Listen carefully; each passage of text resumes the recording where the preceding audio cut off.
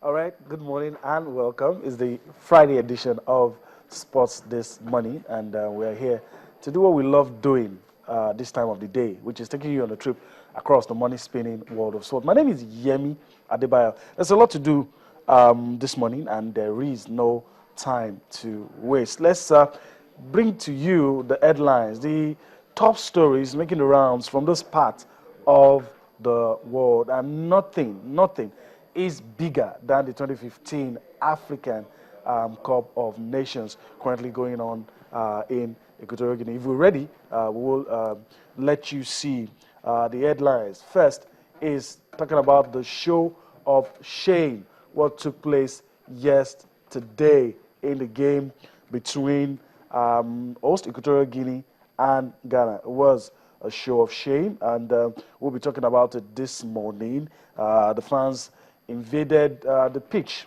and security personnel had to ensure the safety of Ghanaian supporters and Ghanaian players. It's not what you would love to see at the biggest competition on the African continent. Of course, we move on. The man in your picture smiling, but everything around him is not funny this present moment. That's Jurgen Klopp. He's holding on. He says he won't resign.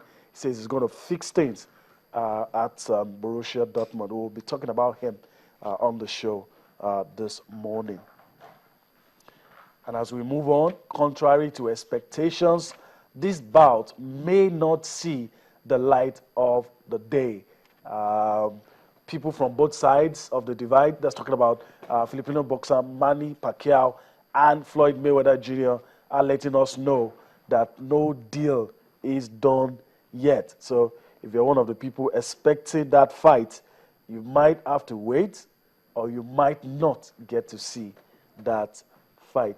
And, well, lastly, talking about Tiger Woods will be extrayed. The American golfer today, he pulled out of one of the events that he's taking part in, as in Torrey Pines, the Farmers Insurance Open, I think. So we'll be looking at Tiger Woods this morning. If the Tiger is back, if the Tiger can be as good as he used to be, we'll be looking at all of that on the show this morning. Well, that's the headlines for you on the show this morning. But like we always do, we like to let you know that you're very important to us. So also your thoughts and your views. And we always want you to get across to us. And that's how you can do it. On Twitter, you can get your views across to us. On Facebook as well, with the handles on your screen, the channels, official handle at channels_sports. And of course, the other handle you have on screen. That's how you can get your views across to us this morning. And we will be talking about all of the things we read to you in our headlines. All right, let's move on now. And it gives me pleasure to introduce my partner to you this morning. And I have the pleasure of having Niyi Okwande with me. Niyi, let me welcome you to Sports This Morning on this lovely Friday. Yeah, I'm excited to be back again. You know, after Equatorial Guinea came to the rescue of CAF and Africa as a whole, you know, and to at least to put things right and make sure that the Africa Cup of Nations take place like you always do every 2 years. Eventually, they have put us into a show of shame after coming to, you know, rescue us. So on that note, I think I welcome myself to the show. Yeah, all right. Well, it took the words right out of my mouth, because that's what we're going to be talking about. You're going to be seeing some pictures, some of the things that happened yesterday. It wasn't pretty, I tell you, it wasn't pretty at all. Fans invaded the pitch, and the players had to run for cover. Ghanaian fans at the stadium as well were protected. But a whole lot of issues coming out. The reaction of the fans, I mean, is shameful. But the reaction of the police as well is something that gives you worry. Yeah. Maybe because the tournament wasn't really well planned. Maybe that. I mean, you can see this. Even before we got to this point, the agitation, the players chasing down the referee. I mean, look at this. Policemen had to come onto the pitch and protect players. the players? It wasn't good. I think it's actually very, very embarrassing, for the African continent as a whole, Sometimes you don't expect things like this to happen again. Yeah. You expect a nation that is hosting the Nations Cup to be prepared. They were playing an African powerhouse, Ghana. I'm sure they weren't expecting to win that game. Yeah, they weren't even supposed to be here in the first place. That's the thing. They were disqualified, and they actually came in because they had to host the competition. And apart from that, if you are playing a team, I'm sure even when the tournament started, they weren't expecting to go as far as the semi-final. I didn't expect that. So if they were going out yesterday, I felt they should just go out honorably. Brazil lost at the World Cup. They lost 7-1 right in front of their home fans. They didn't fight. And nothing happened. So I don't understand if you are losing 3-0 and they decided to scatter the whole place. My colleague Donodi Okonta said yesterday that it pains them because the Western media, they weren't giving the African Cup of Nations any coverage at all. It will almost seem like the Nations Cup wasn't going on. And once this happened, that's it. All the news networks, I don't want to mention names now. I mean, hours. They spent hours. I mean, discussing this and showing all this to the whole world. It's such an embarrassing moment. I was really, really disappointed yesterday when I saw all this happening. I didn't expect it, I felt okay because the trouble actually started midway into the game. It's been going on gradually before the whole thing exploded.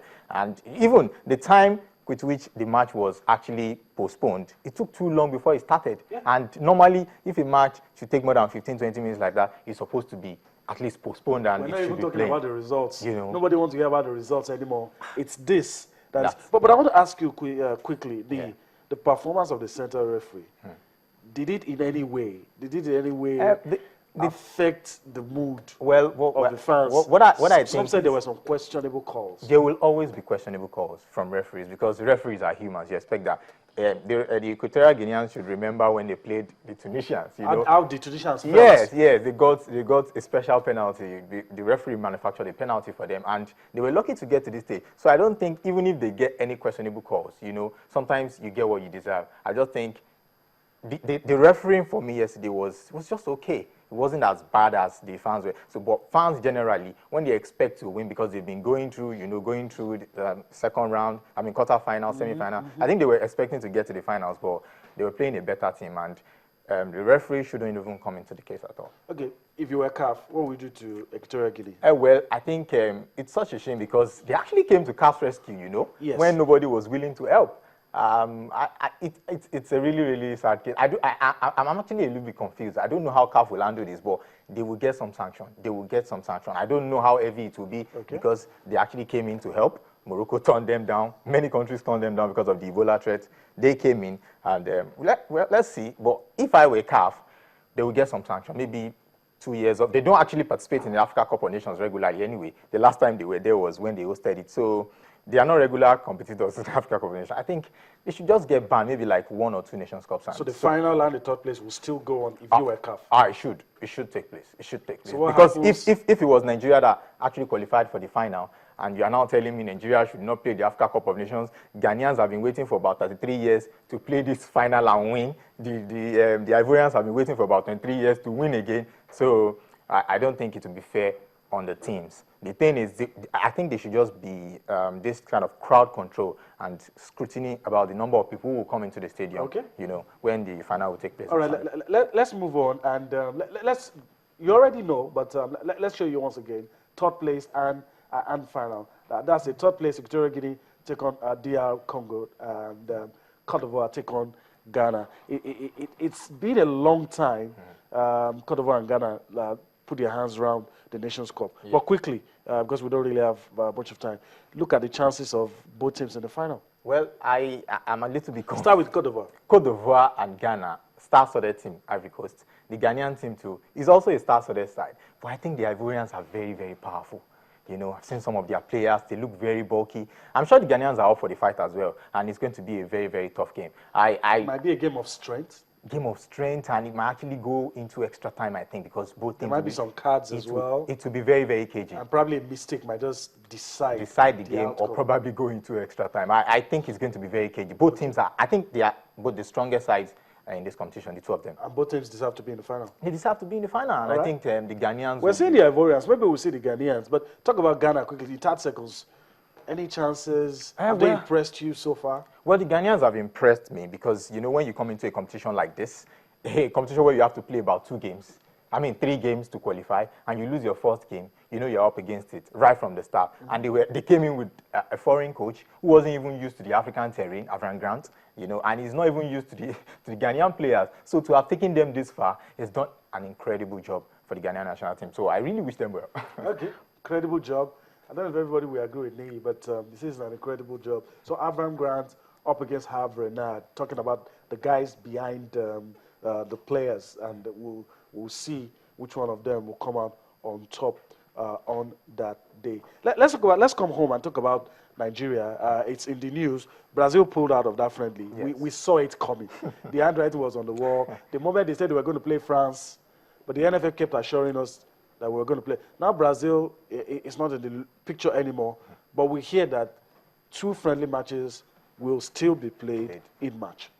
Well, the NFF, with their style of planning, we hope they will come up with something. When they made it public, when the governor of the states where they went to play the tournament they played in Akwa Ibom or Calabar, so when he made it public, then I was wondering if they would be able to, make this happen, Make it happen. and eventually Brazil, they have a game with Chile on the same day, so that's not going to happen. But we're actually hoping they can actually get a quality friendly. We don't want the Yemen or we don't want Yemen or anything. But if you should take whatever you get at this stage. We're not playing the Africa Cup of Nations. Your stock is not in high demand. It's not high. It's not So high.